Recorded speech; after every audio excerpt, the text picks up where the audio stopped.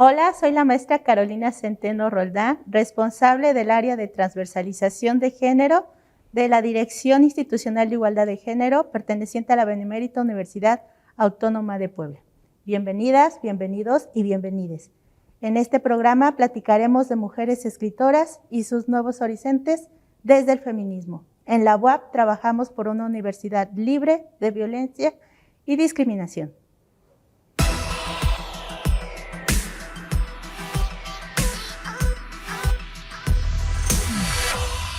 Le damos la bienvenida a nuestras invitadas Alejandra Hernández Márquez, Teresa Noyola Méndez y Sara Ixel Vargas Ortiz, y nuestro invitado Fernando Alberto Turrén Mata.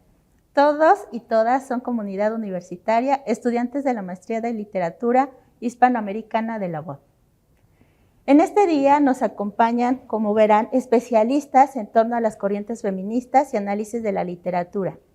Recordemos como nombres Simone de Beauvoir, también escritoras contemporáneas. También esperamos con este trabajo despertar el interés por los escritos literarios de mujeres para visibilizar la literatura femenina. Me gustaría preguntarles, ¿por qué es importante hablar de la literatura escrita por mujeres? ¿Existen territorios nuevos que las mujeres podríamos estar explorando? ¿Sara? Sí. Bueno, a mí me parece importante hablar de la literatura de mujeres con la intención explícita de visibilizarla, porque bueno, durante siglos ha sido menguada en la vista pública por la crítica, digamos por una cuestión particular de las estructuras patriarcales de la sociedad, ¿no? Entonces, hablar en la actualidad de la literatura de mujeres implica visibilizarla, es decir, existe y es importante estudiarla, marcar la diferencia y sus particularidades. Teresa. Bueno, estoy de acuerdo con Sara en que es una cuestión de visibilizar y precisamente visibilizar la diferencia, ¿no? Que no es lo mismo la escritura escrita por hombres que la de mujeres, porque no son los mismos los devenires históricos que ha habido en torno a ser hombre y a ser mujer. No es lo mismo nacer en el cuerpo de una mujer que en el cuerpo de un hombre, ¿no? No en el sentido biologicista de decir, bueno, tenemos cierta carga hormonal cada uno y por lo tanto somos diferentes, sino entender que la materialidad de nuestros cuerpos y de nuestras vivencias se deja ver en el texto, ¿no? Y va a haber experiencias que solo las mujeres conocen, como ha habido experiencias que solo los hombres conocen, ¿no? Por tanto, integrar la literatura de las mujeres digamos, a la literatura en general es integrar la otra, la mitad de la cosmovisión del mundo, ¿no? Esa visión totalmente invisibilizada a lo largo de la historia. Alejandra. Sí, es importante rescatar aquellas escritoras que durante mucho tiempo estuvieron escondidas, por ejemplo, en el sentido que para poder escribir tenían que hacerlo con algún seudónimo masculino, lo cual pues les permitía poder publicar. Hay muchísimas escritoras de las cuales aún todavía falta rescate, perdón. Podemos ubicarlas por tiempo, ¿no? Quizás de siglos pasados o ya de siglos presentes. Sin embargo, gracias a ese rescate que ya se ha venido haciendo, que hace la dirección a la que atinadamente en la que tú estás, pues se ha podido también saber y conocer cómo escribían, cómo pensaban, el desarrollo de su lenguaje, conocer incluso la situación política, social y económica que les tocó vivir.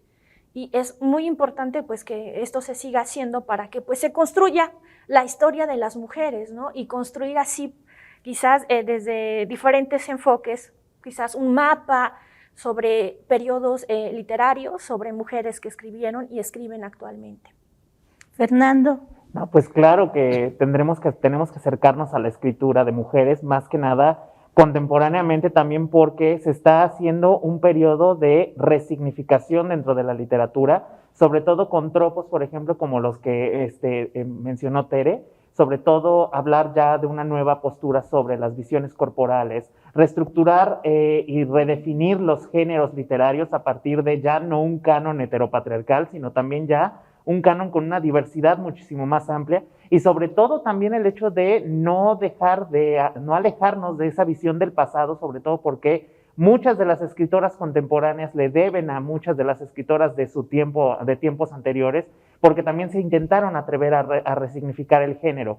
Y afortunadamente esas visiones se han ido reconstruyendo a lo largo de los estudios, y sobre todo que la crítica empiece ya también no solamente a reestructurarse, sino a resignificar mucho de lo que implica analizar la escritura de mujeres. Entonces creo que es completamente válido que ahora le prestemos atención completamente directa a las voces de múltiples escritoras y desde múltiples ángulos, etnias, pues se podría decir hasta cosmovisiones diversas. Pues creo que es más que importante, sobre todo por lo que significa esta reconstrucción del plano de la literatura en nuestro país. Gracias. Me dejan pensando un poco en que las mujeres han tenido que jugar dobles papeles, en donde parece que están atrapadas en algunos espacios, como los espacios domésticos, pero a la hora de escribir tienen que poner el nombre de un hombre para ser aceptadas. Pero entonces están en este juego por transgredir un espacio, ¿no? Por llegar a ese espacio que estaba negado a ellas, de alguna forma. Podríamos preguntarnos si existe solo una escritora referente en el feminismo o son muchas. ¿Qué autoras me pueden señalar? Fernando. Híjole, es que esa es una pregunta bastante compleja porque no creo que haya una escritora definitiva dentro de cualquiera de las corrientes feministas, ¿no? O sea, cada una va retomando a ciertas posturas de las autoras, y pues más que nada, si podemos decir que se inicia la línea con Virginia Woolf, o sea, es decir que de Virginia Woolf se empezó a desglosar una cantidad extrema de teóricas, ¿no? En México tenemos muchísimos referentes de autoras que están trabajando las corrientes feministas, como pues tenemos a Marcela Lagarde, tuvimos a Rosario Castellanos en muchos de los aspectos, y pues claramente pertenecen a un cierto canon histórico, pero no son las únicas, así como también tenemos de mucho tiempo atrás a Flora Tristán, tenemos a Lucy Irigaray, tenemos a Julia Kristeva. O sea, hay muchas vertientes y ramas y corrientes de la diversidad que plantea el feminismo. Entonces, pues claramente decir que hay una sola, no, creo que es un trabajo de concatenación muy interesante de cómo posturas de una autora que puede haber vivido siglos de diferencia sigue todavía siendo vigente en movimientos feministas actuales y en crítica feminista actualmente. Ale, ¿alguna autora que puedas mencionarnos? Autoras, ya nos lo dijo Fernando. Podría hablar quizás pioneras, ir un poquito por fecha. Sin embargo, como decía Fer, no solo es una, ¿no? Son varias, y probablemente hay varias que están ocultas hasta en archivos, ¿no? de diferentes épocas.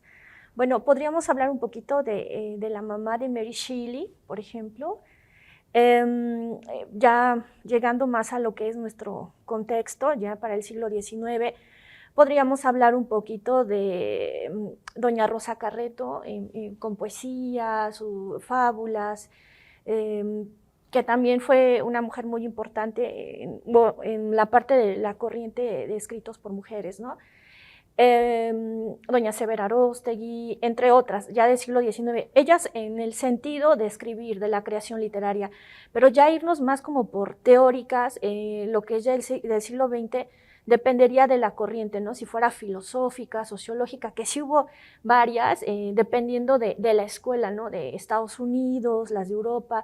Podríamos hablar de Ellen Sisson, como mencionaba Fer, Lucy Irigaray, que son importantes y son parteaguas para lo que hoy en día ya se ha ido forjando en la parte de la teoría literaria feminista.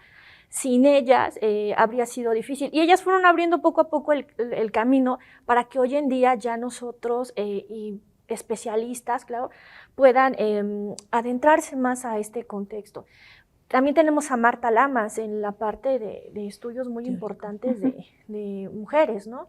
Y así podríamos ir recorriendo. Yo creo que para poder tener una definición de una sola, no, sería conocer todo el bagaje de todas las teóricas y escritoras que hay, y a través de ello pues ya se podría construir una trama, ¿no? de todo esto de la parte de la teoría. Tere, ¿alguna mención especial? Agregaría junto con mi compañera y mi compañero que es importante entender que hay feminismos como hay mujeres, ¿no? Y eso es algo que habla también una filósofa feminista, Rosy Braidotti, al mencionar la política localizada. ¿Qué es la política localizada?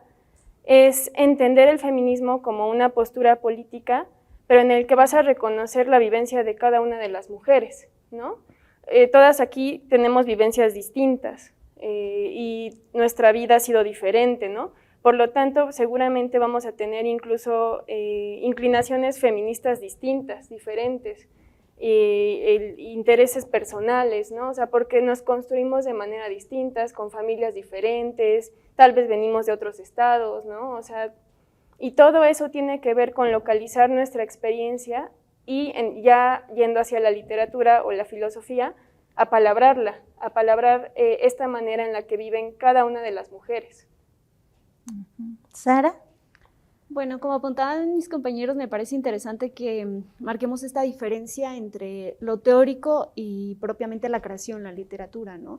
Lo teórico tenemos bastantes nombres corrientes, como ya apuntaban, podemos hablar de Millet, Valcárcel, Amorós, y en la literatura es un caso bien especial porque las autoras no tienen que denominarse feministas para hacerlo, es un acto feminista en sí, tomar la pluma y escribir, ¿no?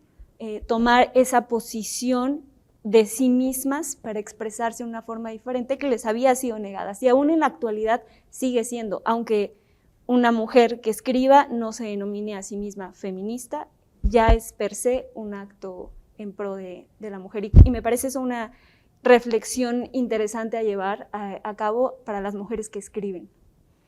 Me quedé pensando en Mary Shelley y,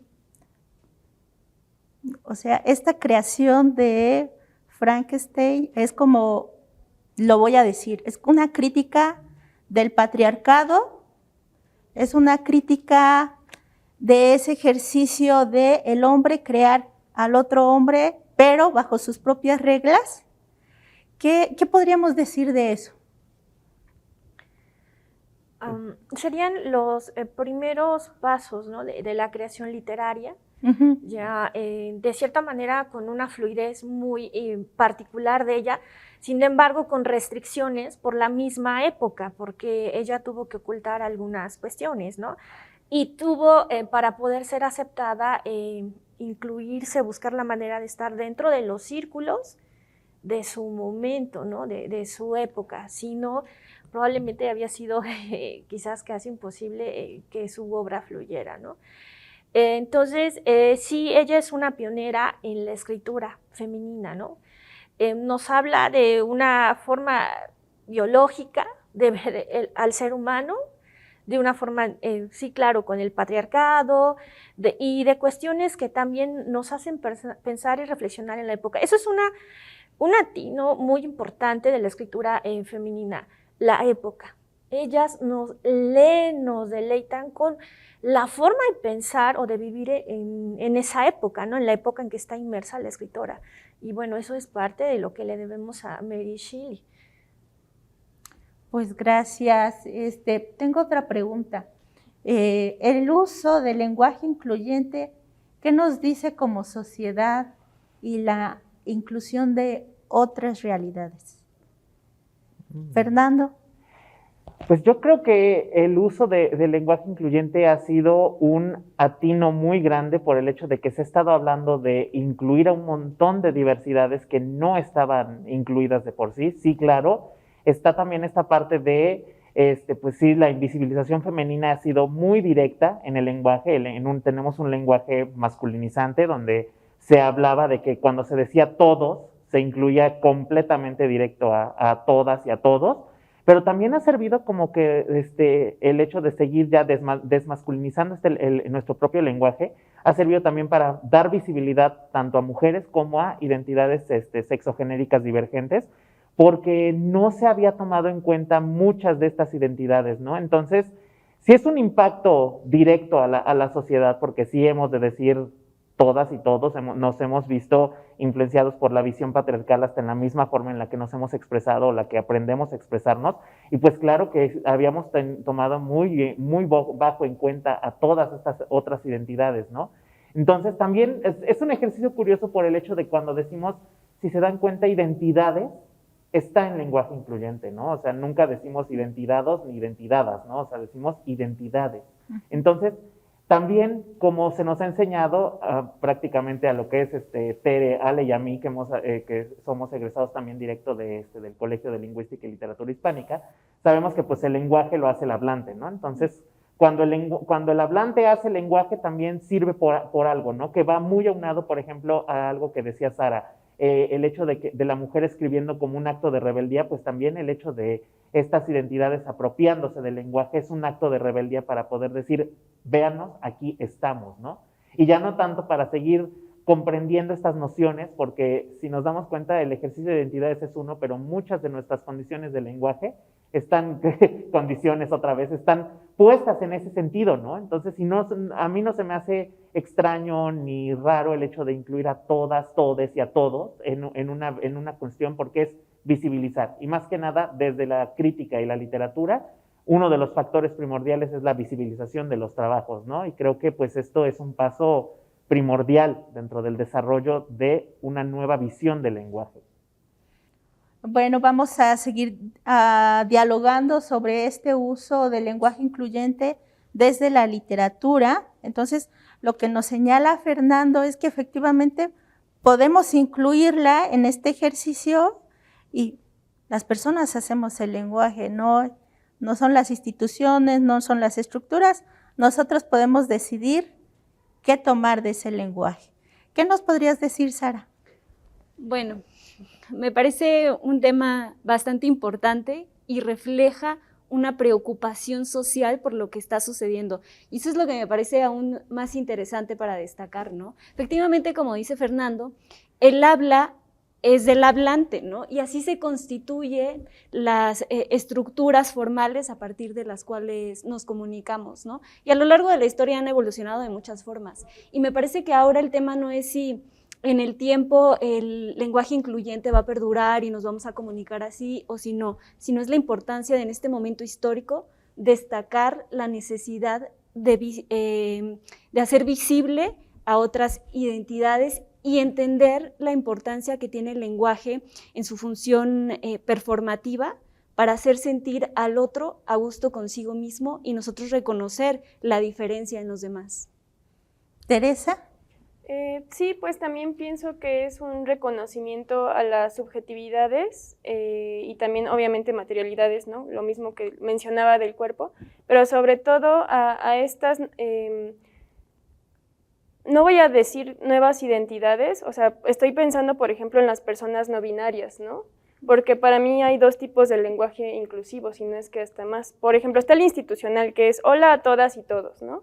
Está el de las personas no binarias, que sería hola a todas, todos y todes. Pero hay otro que intenta incluir a todas y a todos en todes, ¿no? Entonces, ahí pienso que puede haber como algún problema, por ejemplo, para el feminismo radical, porque las mujeres feministas han estado luchando por la visibilización de las mujeres y en muchas ocasiones me he encontrado con personas, con mujeres que me dicen, es que yo no me siento incluida en la E, ¿no? A mí sí me gusta que me nombren como A, yo soy parte de todas, no de todes, ¿no? Entonces creo que también es justo lo que decía Sara sobre la performatividad, hay que ver en qué contexto estamos, ¿no? Y hay que ver en qué momento es adecuado utilizar qué tipo de lenguaje inclusivo, ¿no? Pero también estoy de acuerdo en que es una manera que se ha desarrollado en los últimos años para reconocer esas identidades, ¿no? Para reconocernos a todas, a todos y a todes, ¿no? O sea, que sí hay, lo que pasa es que hay mucha resistencia también por parte de la sociedad, porque se piensa que el español es una cosa pura, ¿no? Que nunca ha sido trastocada en su historia, cuando el español en algún momento fue una lengua vulgar, ¿no?